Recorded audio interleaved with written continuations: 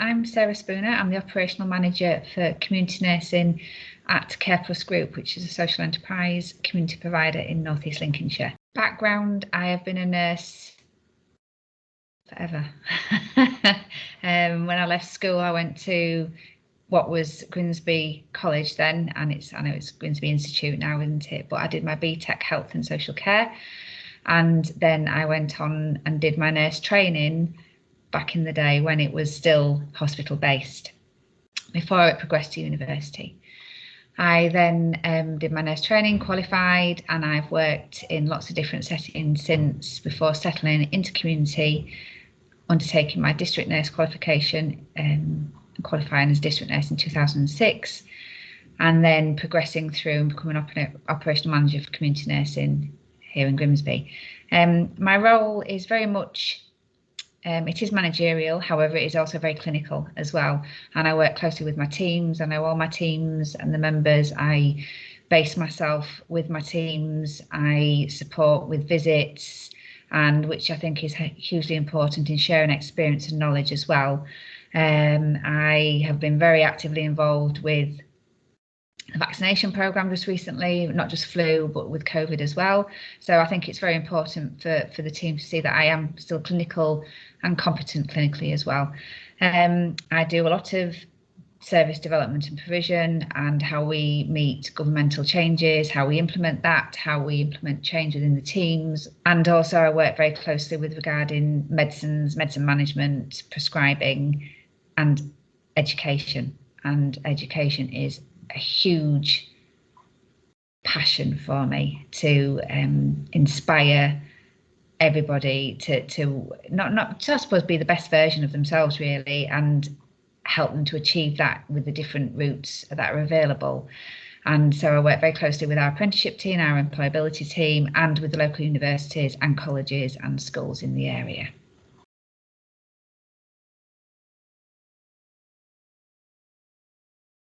People. Yes, just people.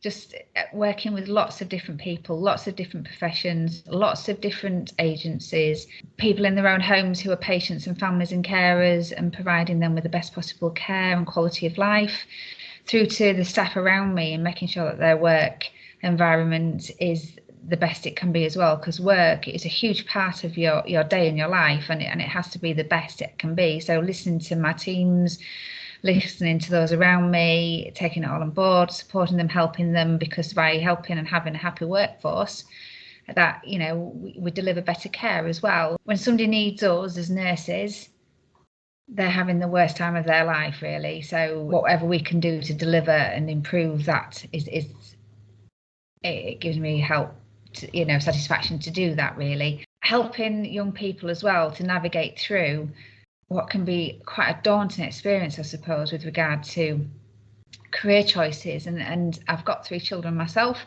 and just bringing them up, they don't know what they want at 16 or 18. You know, they may need 2 or 3 years. And from having a son, I know that's huge part of growing up, and they don't know what they want when they're young, but help to negotiate and support that and have the time to think about it, and just knowing what's out there as well is important.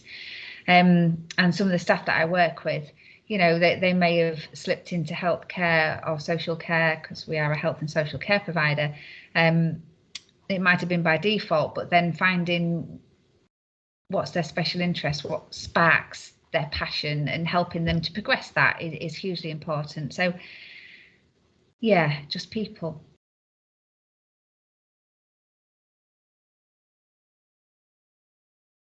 I suppose initially within their own educational establishments, be that at school, seeking advice, I suppose, depending on what age, because some people know that they want to go into health and social care from quite a young age. Others don't sort of come to that realisation until they're older. Myself as an example, I mean, I just knew I did not want to stay at school. My mum was a nurse, so I suppose it had always been on my sort of periphery that it was a career option, but I just knew I didn't want to stay at school. So I went to Grimsby Institute and did my BTEC Health and Social Care, and my 1 day a week on the wards as placement I knew that's where I wanted to be. So that gave me the opportunity then to apply for my nurse training. At the time, you didn't need A levels and you didn't need, enough UCAS points or anything like that to access. So it was different then. However, there are different routes in now, but I think it's making sure that your educational establishment, wherever you are and at whatever stage of that education, are aware of what you want and where you need to be to help you make the right choices with regard to your qualifications that you undertake. But everybody needs their science now and English and maths, which are core subjects, aren't they? So they need that to access. And then it's making sure that there's lots of different routes in. So you might not get the A levels or the UCAS points you need to be a traditional entry student for any of the health and social care professions that need. However, there are organisations that you can apply for a job and then progress through on the apprenticeship route. So there's lots of different ways of doing it, but I think it is around seeking advice from who's around you. There are lots of different things within the educational establishments that are there, and I'm just thinking locally we've got Career Ready, we've got an ambassadorship at the minute, we've got lots of different things. So it's about making sure that you tap into what's around you, what career advice is there, who's around you in your family as well, friends. If they've got anybody that is in the health and social care, chat to them, see what it entails, because there are lots of different routes in. There are lots of different, even within the social care sector, it's massive employment opportunities, from care homes to agencies to lots of different providers as well. There's mental health providers, there's the private sector, there's lots of different, but I think it's just getting your feelers out and just chatting to as many people around you as you can, because there will be somebody somewhere that by default that can help and advise and guide, and always your teachers around as well, I think mainly.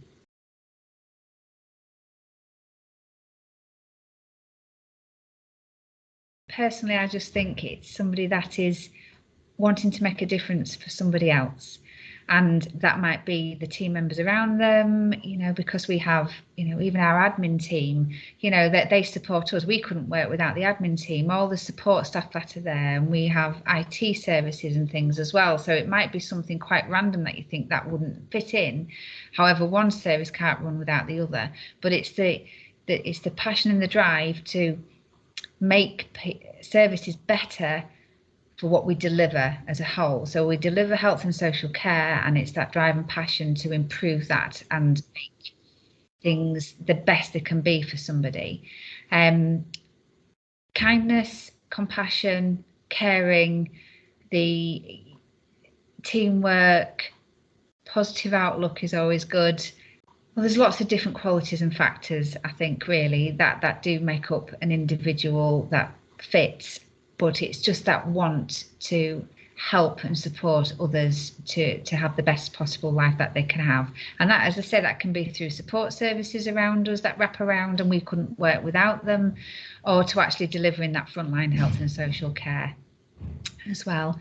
But it's commitment, drive, passion, kindness and being caring, I think.